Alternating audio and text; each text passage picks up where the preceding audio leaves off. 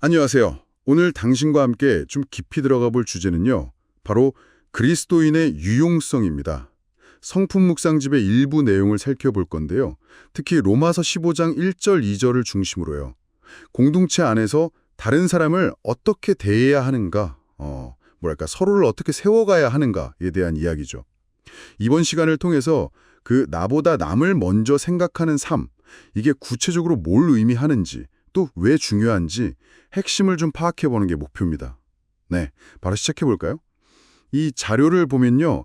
먼저 그 공동체 안에 두 그룹을 딱 제시해요. 믿음이 강한 자, 그리고 믿음이 연약한 자.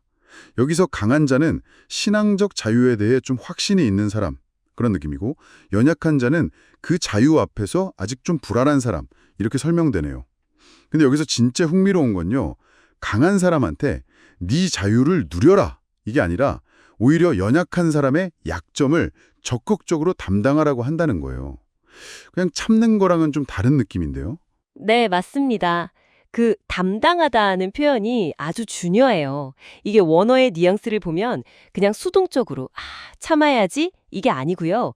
정말로 그 사람의 짐, 그러니까 부족함이나 어려움을 내가 대신 이렇게 짊어지는 듯한 아주 적극적인 의미가 강해요.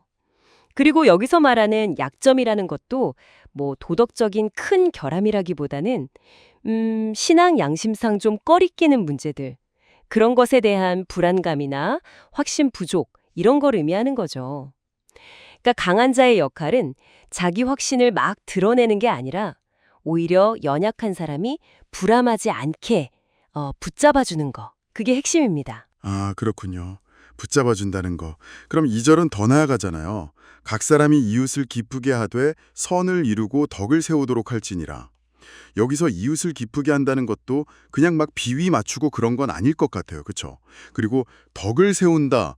이건 구체적으로 어떤 의미로 봐야 할까요? 네, 정확히 보셨어요. 이웃을 기쁘게 한다는 게 그냥 일시적으로 기분 좋게 해주는 아첨, 뭐 그런 인간적인 맞춤하고는 전혀 다릅니다. 자료에서도 강조하듯이 이건 상대방의 영적인 성장, 또 공동체 전체의 어떤 건강함, 이걸 목적으로 해야 한다는 거예요. 즉, 선을 이루는 방향으로 기쁨을 줘야 한다는 의미죠. 그리고 덕을 세운다. 이건 바로 그거예요. 상대방의 믿음이 더 단단해지도록 돕고 또 공동체 전체에 유익이 되도록 행동하는 것. 그걸 말합니다. 결국 이 자료가 말하는 나의 유용성이라는 건 바로 이렇게 다른 사람을 세워주는 데 쓰일 때 그때 진짜 가치가 있다는 거죠. 세상에서 말하는 능력 자랑이나 자기 성취랑은 결이 좀 다르죠.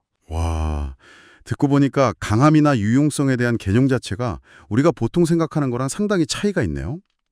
근데 솔직히 말해서요. 내 유익, 내 자유 이걸 내려놓고 다른 사람, 특히 나보다 좀 약하다고 생각되는 사람을 먼저 생각한다. 이거 진짜 쉽지 않은 일이잖아요. 거의 뭐 본능을 거스르는 느낌인데요. 자료에서도 이런 어려움에 대해 좀 이야기하나요? 네, 그 점을 아주 분명하게 인정하고 있습니다.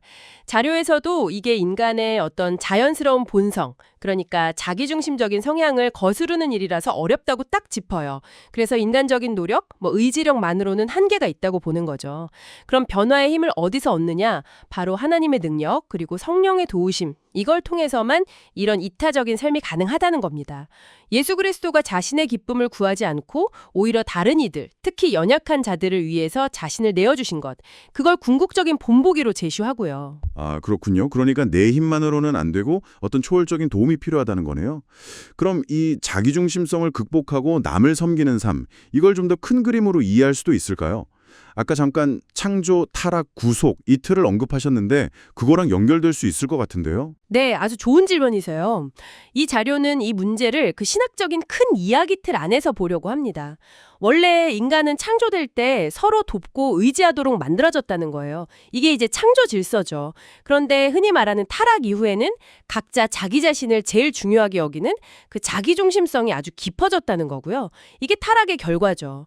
하지만 그리스도를 통한 구속은 바로 이렇게 깨어진 관계를 다시 회복시키고 다시 서로를 섬기는 공동체적인 삶으로 나아가게 하는 힘을 준다는 겁니다. 그래서 자기 이익을 넘어서 다른 사람의 유익을 위해 자신의 강함, 자신의 자원을 사용하는 것.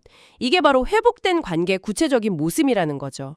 조금만 덧붙이면 창조 때는 서로 돕는 게 자연스러웠고 타락은 이기심으로 그걸 망가뜨렸고 구속은 그리스도를 따라서 공동체성을 다시 회복하는 과정이다. 뭐 이렇게 볼 수 있겠네요. 아하, 이제 좀 그림이 그려지네요. 단순히 착하게 사세요 이런 권면이 아니라 왜 그래야 하는지에 대한 그 신학적인 이유까지 딱 제시하는군요. 자, 그럼 정리를 좀 해보면요. 이 자료가 말하는 유용성이나 강함은 개인의 어떤 뛰어난 능력 자체라기보다는 그걸 공동체 안에서 다른 사람의 약점을 좀 보듬어주고 그 사람의 성장을 돕기 위해서 기꺼이 사용할 줄 아는 그런 태도와 행동, 이게 핵심이네요. 나의 자원, 나의 자유, 심지어 나의 시간까지도 다른 사람의 유익을 위해서 내어놓는 것. 네, 바로 이거군요. 정확합니다. 딱 그거예요. 그래서 이 자료는 결국 당신에게 스스로를 한번 돌아보게 만드는 질문을 던지고 있는 셈입니다. 당신이 가진 강점들, 당신에게 주어진 자유, 또 당신의 시간과 재능 같은 자원들, 이걸 지금 어떻게 사용하고 있는지, 그리고 그 사용이 주변 사람들을 세우고 공동체에 어떤 기여를 하고 있는지 한번 깊이 생각해 보라는 거죠. 네. 그렇다면 마지막으로 이런 질문을 한번 던져보면서 마무리하면 어떨까 싶습니다. 이 자료는 강함을 다른 사람을 섬기는 능력과 연결시키고 있는데요. 혹시 당신이 속해 있거나 혹은 주변에서 보는 관계나 공동체 속에서는 강함이라는 것이 주로 어떤 식으로 이해되고 또 사용되고 있다고 느끼시나요? 오늘 우리가 나눈 이 자료의 관점과 한번 비교해 보시면서 생각해 보시면 꽤 의미 있는 성찰의 시간이 되지 않을까 싶습니다.